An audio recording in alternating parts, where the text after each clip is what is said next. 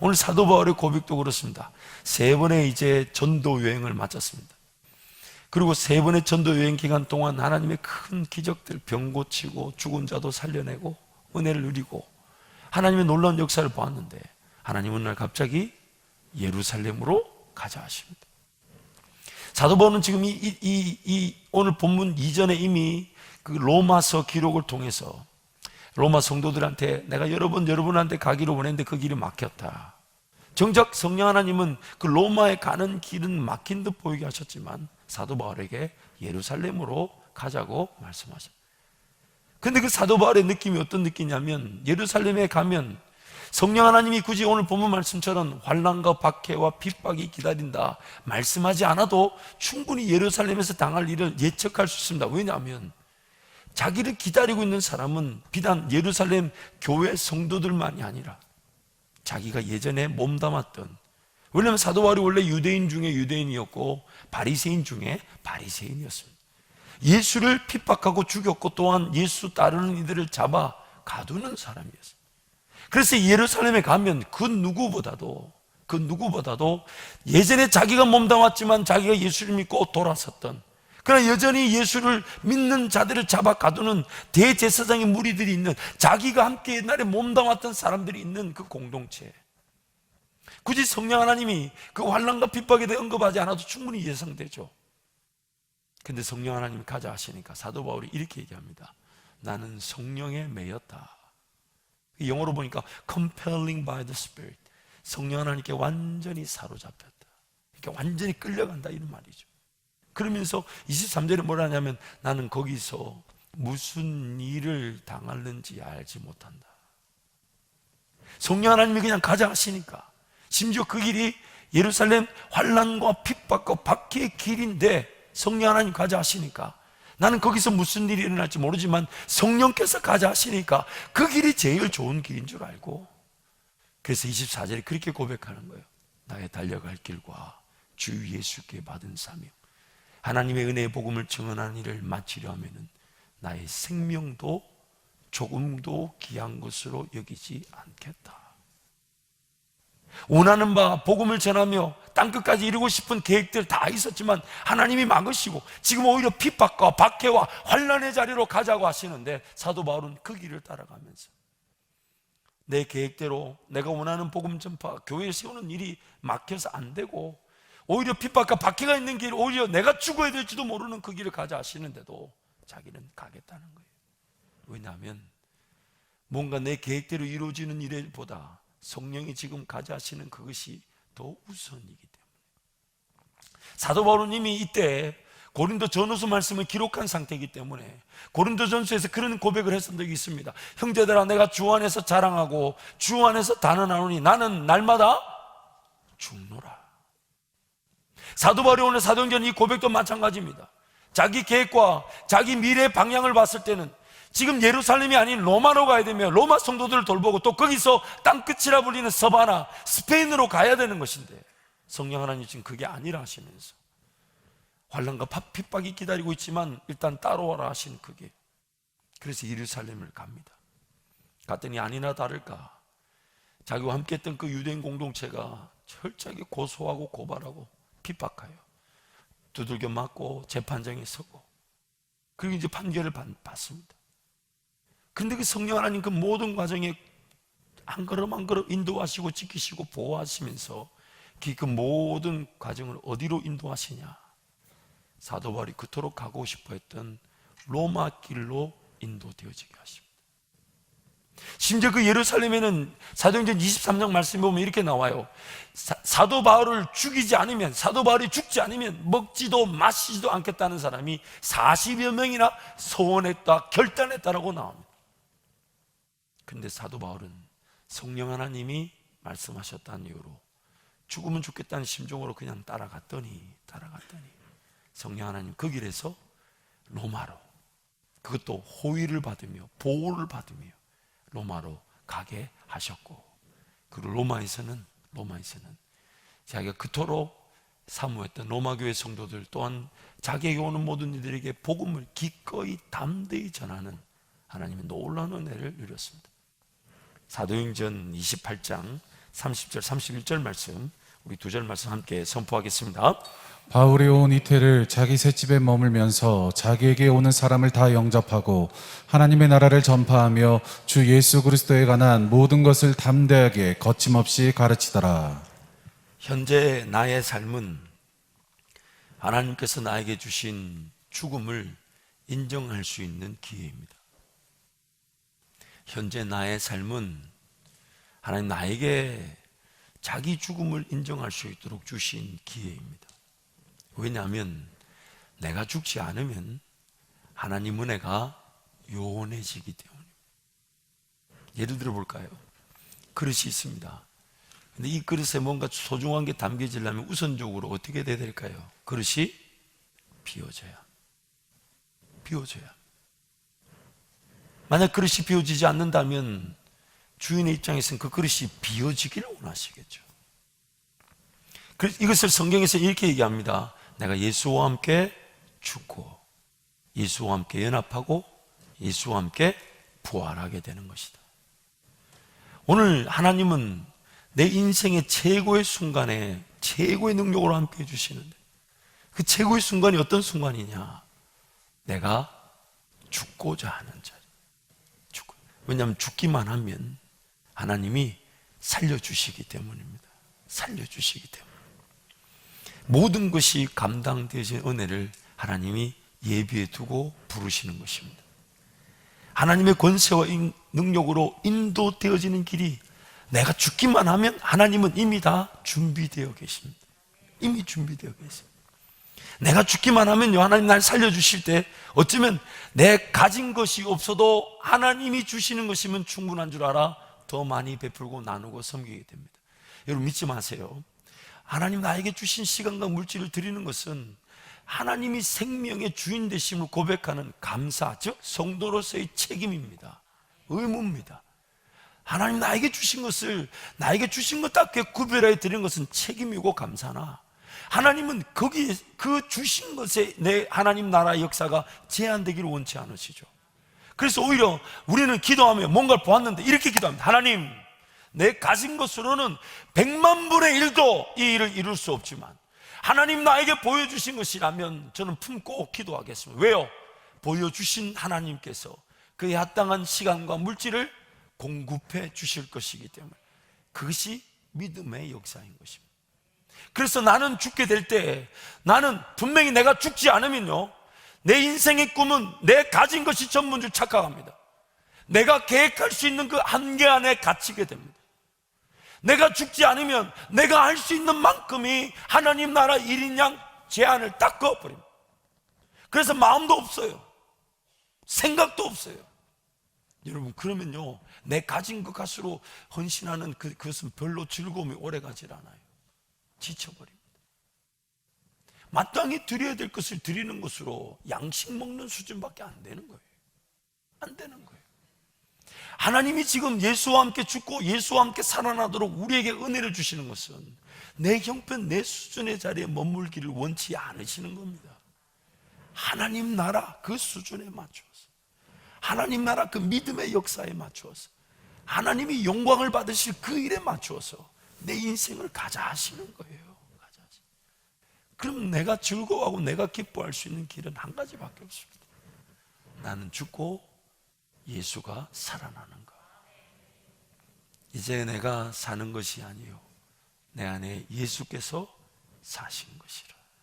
사신 것이라.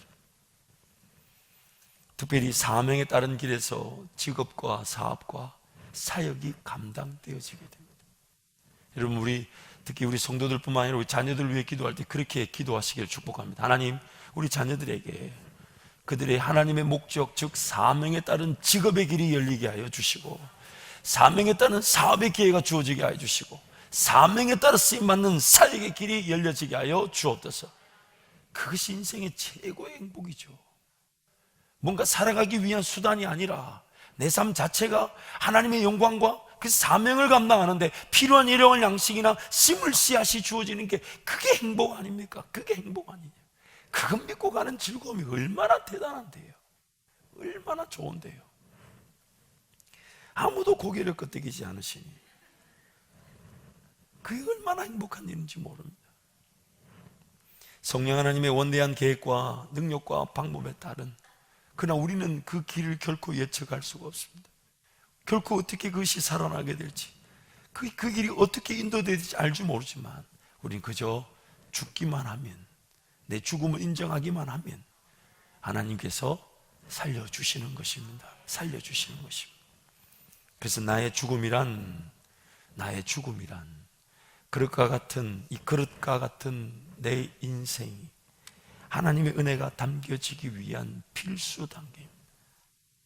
나의 죽음이란 그릇과 같은 내 인생에 하나님의 은혜가 담겨지기 위한 필수 단계입니다. 살아있지만 살아있는 것들을 인정하지 않는 것입니다. 이 계획을 물어보는 거예요. 하나님, 이런 계획이 있는데 이거 하나님이 그 맞습니까? 아닙니까? 하나님, 이런 아이디어가 떠올랐어요. 하나님 어떻게 생각하세요? 하나님, 이런 감정, 이런 느낌, 심지어 이런 깨달음 하나님 거 맞습니까? 아닙니까? 하나님, 제가 계속 붙들고 기도해야 될 제목입니까? 아니면 내려놓아야 됩니까? 살아있지만 살아있음을 인정하지 않는 것, 그게 바로 자기 죽음인 것이에요.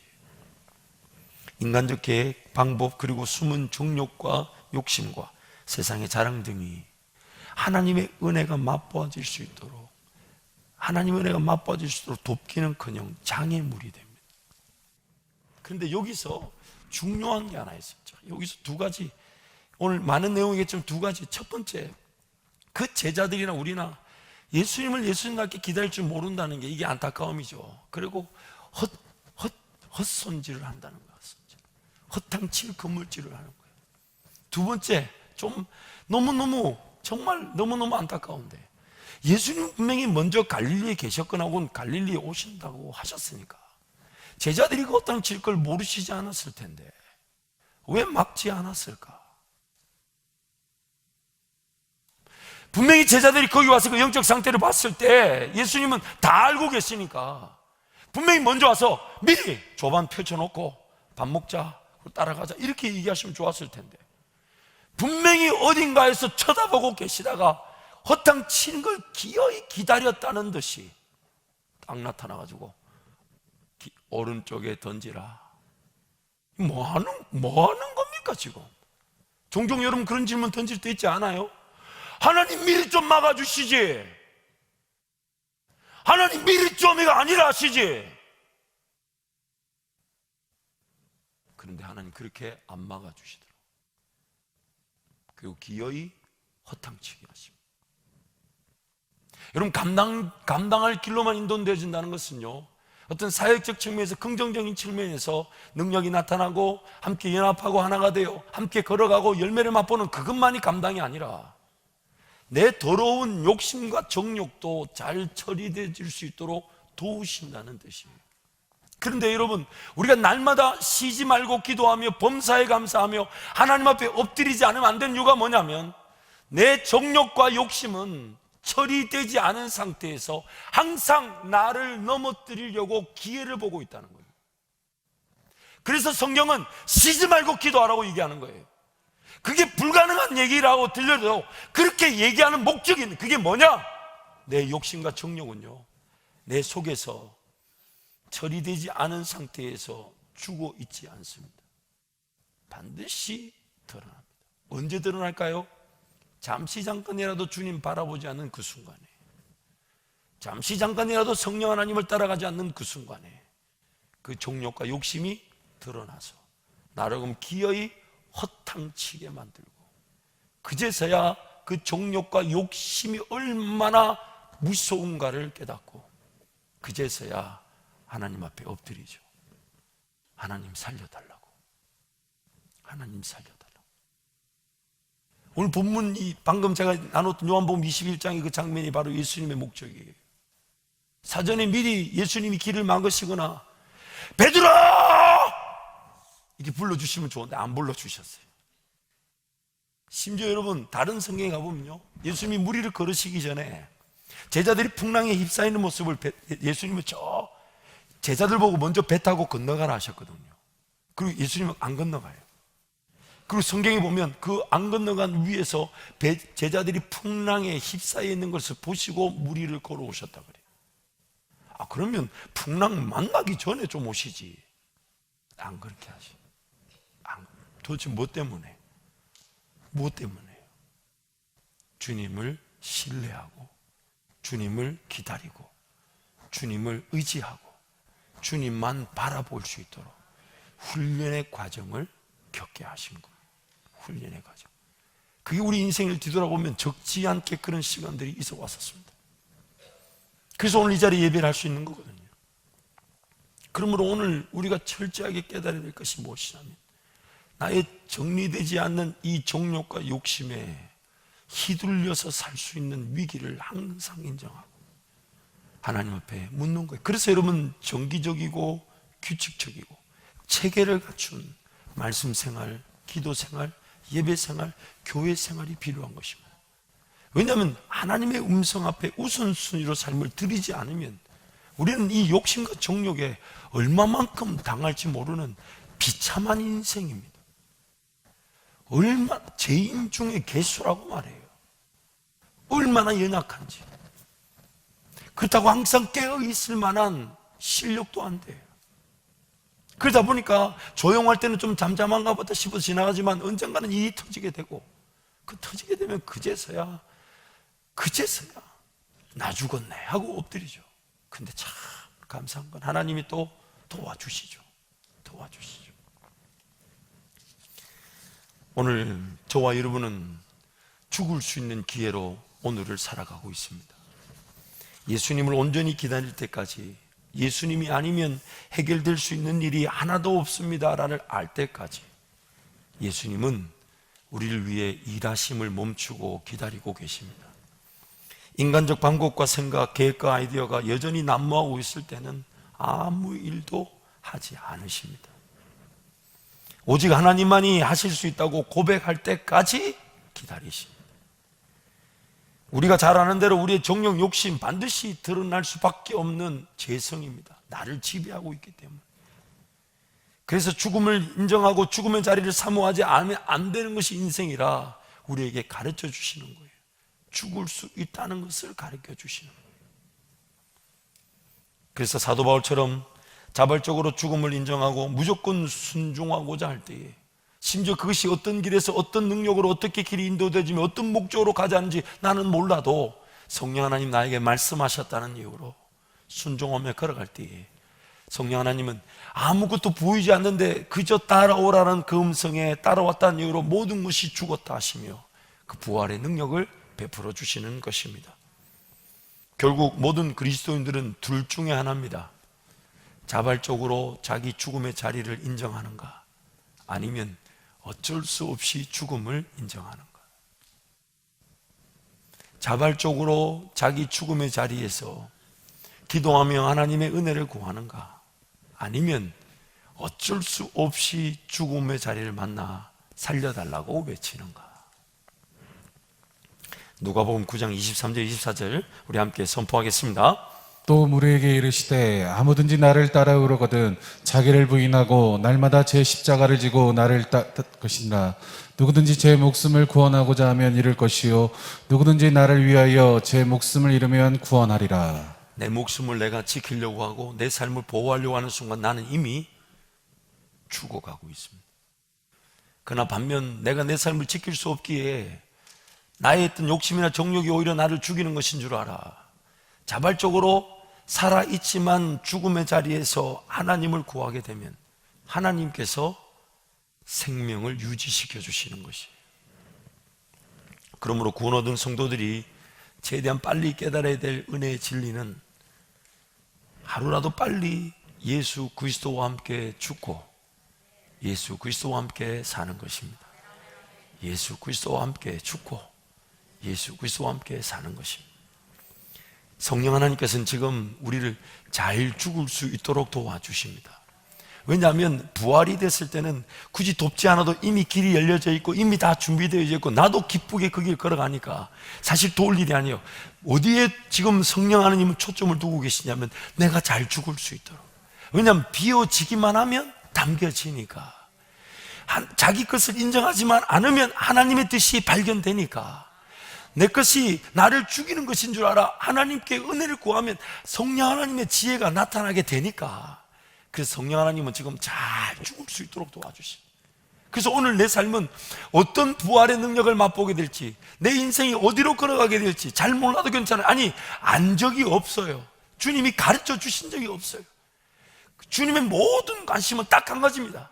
나에게 주신 역할은 성령 하나님의 은혜로 잘 죽는 겁니다. 잘 죽는 거예요. 성령 하나님의 은혜로 내가 죽어지는 거예요. 내 권리를 포기하는 거예요. 내 것을 인정하지 않는 겁니다. 오히려 이것들이 나를 위협하고 넘어뜨리게 하는 장애물인 줄 알아 하나님 앞에 바짝 엎드리는 거예요. 뭔가 할 수 있고 하고 싶은 게 있어도 내가 깨우는 새벽의 기도의 자리, 내 기도의 자리, 내 예배의 자리를 놓치지 않는 거예요. 왜요? 그것 없이 살아본들 사는 인생 자체가 헛된 것이니까, 헛된 그물질에 불과하니까 주님 앞에 엎드렸어요. 여전히 뭔가 할 수 있고 하고 싶은 게 있고 또 나도 할 수 있다고 여기지만, 그러나 하나님 그렇지 않습니다. 저는 아무것도 아닙니다. 저는 아무것도 할 수가 없습니다. 한번 따라 하실까요? 하나님, 나는 아무것도 아닙니다. 아무것도 아닙니다. 나는 아무것도 할 수가 없습니다. 아무것도 할 수 없습니다.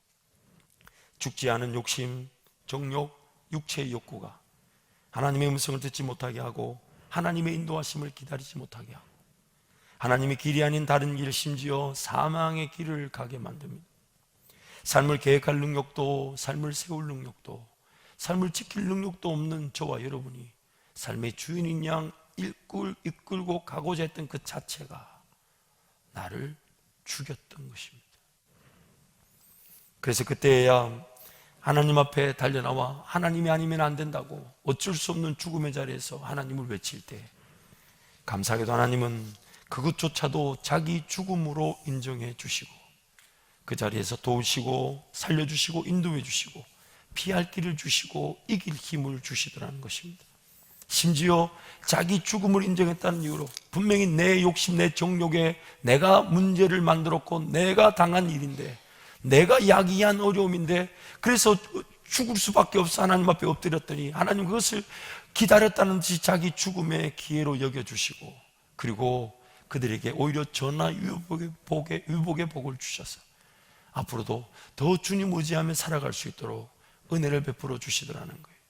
사랑하는 성도 여러분, 우리 이 땅에서만 주님과 함께 연합할 기회가 있습니다. 천국 가면요, 그런 말 단어 자체가 성사되지 않아요.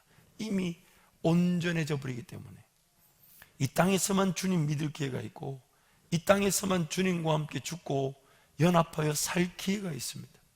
이 땅이 아니면 천국 가면 이런 기회가 주어지지 않아요. 그러므로 여러분, 오늘 우리의 삶, 이제 정말 자발적 죽음의 자리에서 주님이 나를 살려주시는, 그리고 주님이 꿈이 되어주시고 비전이 되어주시고 인생길을 인도하시는 목자 되시는 예수님을 우리 모든 성도가 만나게 될 줄 믿습니다. 그래서 저는 그렇게 기도합니다. 하나님, 우리 성도들 그냥 하나님 앞에 기도하지 않다가 어쩔 수 없는 죽음의 자리에서 살려달라고 외치는 자 한 명도 없게 하여 주시고, 오늘이 은혜의 자리인 줄 알아 기도의 자리에서 하나님 나 살려주세요.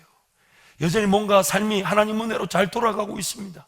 그래도 하나님 은혜로 직장과 가정과 사업이 보호되고 있지만, 그럼에도 불구하고 하나님 앞에 기도하지 않으면 안 된다는 줄 알아 자발적 기도의 자리에 달려나와 하나님 앞에 은혜를 구함으로 어쩔 수 없는 죽음의 자리는 떠나가고, 날마다 나를 살려주시는 부활의 은혜가 우리 성도의 기도의 자리, 예배의 자리가 되게 하여 주옵소서. 이 시간 주님 자꾸 함께 기도할 때에 그런 은혜를 사모하십시다. 하나님 아버지, 하나님의 살아계심을 믿고, 또한 우리의 삶이 언제 끝날지 모르나 또 그 살아계신 하나님을 만나게 될 것이 진리란다면, 여러분 이 땅에서 우리 예수님 제대로 믿어보는 은혜, 예수와 함께 죽고 예수와 함께 부활하듯 연합하는 그 은혜 하나님 나에게 허락하여 주옵소서. 여러분 이 시간 솔직하게